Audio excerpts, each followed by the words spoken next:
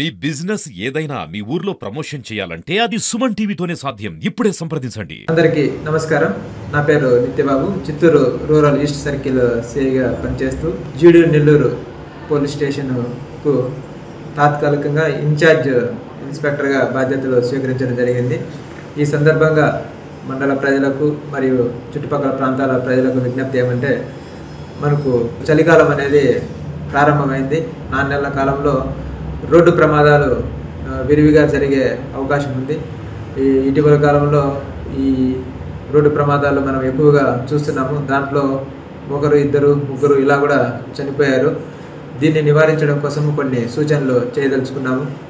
మనకి వేగం కంటే ప్రాణం మిన్న. సురక్షితంగా గమ్యస్థానం అనేది చేరాలి.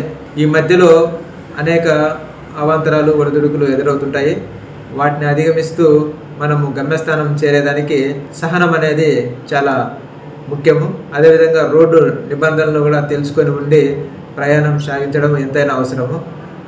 మనము రోడ్డు క్రాస్ చేసేటప్పుడు కానీ, వాహనాలను ఓవర్టేక్ చేసేటప్పుడు కానీ ఓపికతో ఎటువంటి వాహనాల యొక్క కదలికలు లేనప్పుడు రోడ్డు దాటాలి.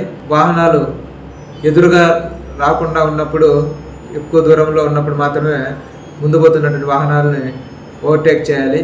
ఈ 2 సందర్భాల్లో ఎక్కువగా ప్రాణాలు అనేది కోల్పోతున్నారు. అదేవిధంగా నైట్ టైంలో డిమ్ అండ్ డిప్ అనేది కొట్టకపోవడం వల్ల ఆగి ఉన్న వాహనాలు కానీ, ముందు రోడ్డు దాటుతున్నటువంటి వ్యక్తులు కానీ, పోతున్నటువంటి వాహనాలు కానీ కనిపించకపోవడం వల్ల వెనక పోయి డాష్ ఇచ్చి ప్రమాదాలకు గురై చనిపోతున్నారు. ఈ 3 విషయాల్ని మనం దృష్టిలో ఉంచుకొని మన గమ్యస్థానాన్ని చేరుకునేదానికి ఓపికతో ప్రయాణం సాగించాలి. ఈ నిబంధనలు పాటించకుండా అతిక్రమించే వాళ్ళపైన చట్టపరంగా కూడా చర్యలు తీసుకొని భారీగా జరిమానాలు విధిస్తాము. ఇవంతా కూడా మీ యొక్క విలువైనటువంటి ప్రాణాలని కాపాడడం కోసము, మీరు సురక్షితంగా గమ్యస్థానం చేరడం కోసము మేము తీసుకున్నటువంటి చర్యలు. ఇందులో ఎవరిని ఇబ్బంది పెట్టడం కోసం కానీ కాదు.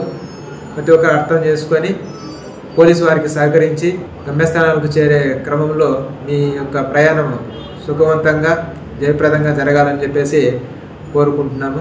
ఎవరికైనా నిబంధనలకు సంబంధించినటువంటి సందేహాలు ఇలాంటివి ఏమైనా ఉన్నా కూడా ఎప్పుడైనా సరే మా పోలీసు వారిని అడిగి తెలుసుకొని ముందుకు సాగాలని చెప్పేసి విజ్ఞప్తి చేస్తున్నాను. అందరికీ ధన్యవాదాలు.